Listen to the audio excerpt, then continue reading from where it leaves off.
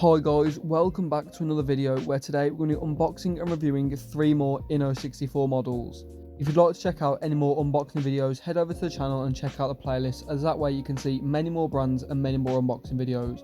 And don't forget to drop a like on any of the videos you do like, and subscribe if it is content you do enjoy. But with that being said, let's jump straight into this inno64 unboxing.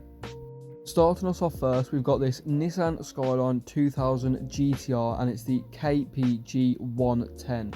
And as you can see, it comes in the Racing Concept Green from 1972, and unfortunately it does have a little crease on the underside of the sleeve, but that doesn't really matter as the actual model is completely fine. Now, as you can see, it does come on the standard inno64 base with the gold trim and the GTR logo, also obviously the Nissan Skyline 2000 GTR KPGC 110 at the front. And obviously again, the nice gold trim to outline the car really adds to the detail, it just makes the model pop a little bit more. But as you can see, the model off the base and in hand looks really good. The detail is phenomenal, and as you can see, the colour really pops. It's got a really nice green deep metallic to it, and it does kind of look blue in the light, but it is a really nice green and it's really well applied. The wheels are nicely detailed, and you can also see the tyre writing. The wheels do also roll perfectly. This model though, it could be different for others, as sometimes inno64 models are stuck in place. You can also see the side exit exhaust underneath, and also part of the transmission etc. also underneath, which is nice attention to detail. Same with the rear, you've got nice depth on the taillights, especially with the Skyline logo, and also the little plate as well. You've also got that nice ducktail, which is really nicely proportioned, and again, the paint application over the whole model is really well done. You can also see on the interior, it does have some racing harnesses on the one seat on the driver's side, which I do think is quite cool, as you can also see the writing on the harnesses and also the buckle too. The grille is really nicely done on this model, some nice depth, and it's really well proportioned with the one intake on the side. Again, the indicators or the little fog lights at the front really nicely detailed, and the colour is super bright. Paint super well applied as well. You can see that gold trim on the green looks really cool, and it looks really cool in a diorama as well. Really pops, and honestly definitely one for the collection. Little history about the actual car itself. The racing concept car was actually unveiled in 1972 at the Tokyo Motor Show, and it was the 19th one, and it was unveiled in green and blue as well. And inno64 do also have the blue variation, which as soon as I get my hands on, I will also be unboxing for you guys as well. So stay tuned for that, and make sure to subscribe so you don't miss it. But that now brings us on to the second model of the video, which is another Nissan, this one being the Nissan Fairlady 240Z, done up as the Japanese police car. And let me tell you, this model is definitely up there with one of my favourites. As you can see, it does come on the same standard base as the other police cars from inno64, with that black and white design to match the actual model itself. And you can also see, obviously, it's got the Nissan Fairlady Z, the Japanese police car, and also the Japanese writing. If anybody does know what that says, please do let me know in the comments. But as you can see, the model up close, just like the other Skyline, this Nissan Fairlady looks absolutely incredible.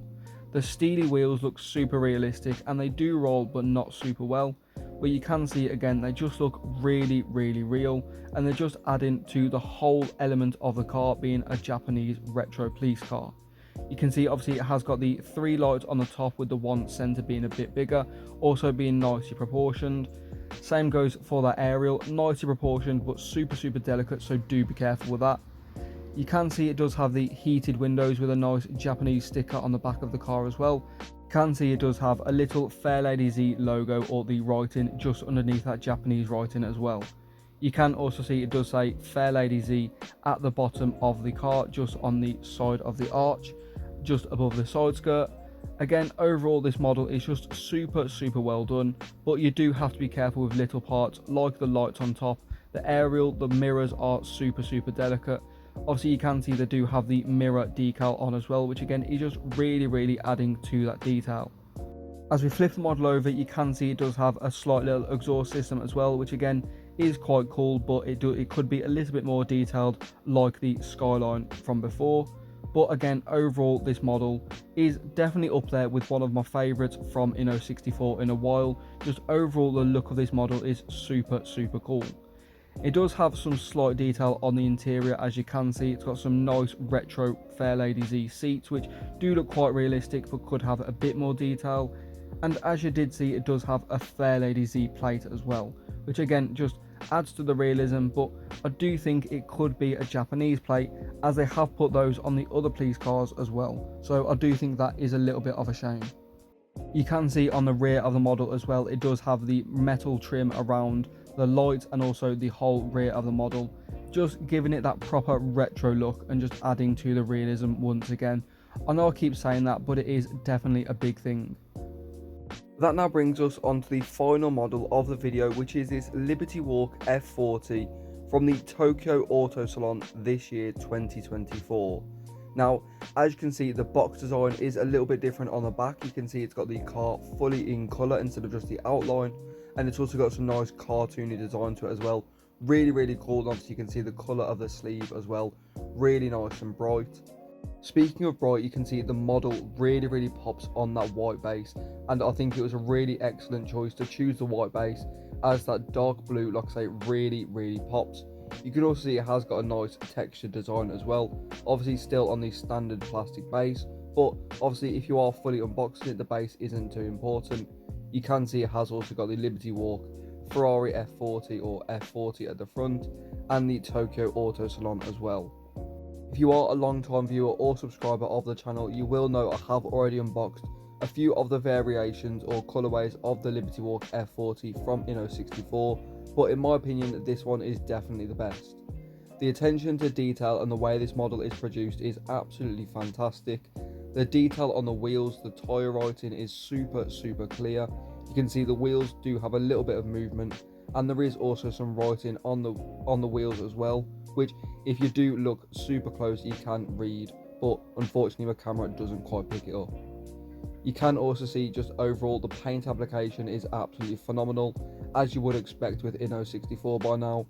But you can also see again on the back it's got the Ferrari badge, really nicely done. The grille, the tail lights, again all really well proportioned. Obviously it's got that really nice V8 engine, really nicely detailed. Unfortunately you can't really see it too much because of the way the windshield or the rear window is made, but either way, nonetheless the model is still very cool. You can see it has got that little see-through clear piece to hold the spoiler in the middle, but it has also got the Italian flag on the spoiler, which has also got the carbon design on the top, which again just really adds to the detail. All the decals are placed super well, and just like the previous models, it does have a little bit of detail on the interior. It has got the bucket seats as well as the harnesses, which again is really cool to see from inno64, as it's not something they usually do on all of the models. Now, I haven't actually spoken much about the design of the actual car itself or the livery, as it is actually a homage to the 1995 24 Hours of Le Mans, where the Ferrari F40 LM was first there. Obviously that one was a bit more of a lighter blue, and obviously it wasn't on a Liberty Walk car obviously at the time. It was the Ferrari F40 LM, which was such an iconic race car at the time, and that livery is just steeped in history. So it's really cool that Liberty Walk did do a homage to that, and inno64 then also replicating it, done a very good job of getting that done. Let me know what you think in the comments down below. Do you think they've got this model really well done, or do you think they've ruined it? And let me know your thoughts on the other models as well. Let me know which one was your favourite, why was it your favourite, will you be picking any of them up, and have you already got any? And also let me know any more models you would like me to check out on the channel. But with that being said, thank you so much for watching. I hope you do enjoy this Ferrari and all the other models in the video. But thank you so much for watching, and I'll see you all next time.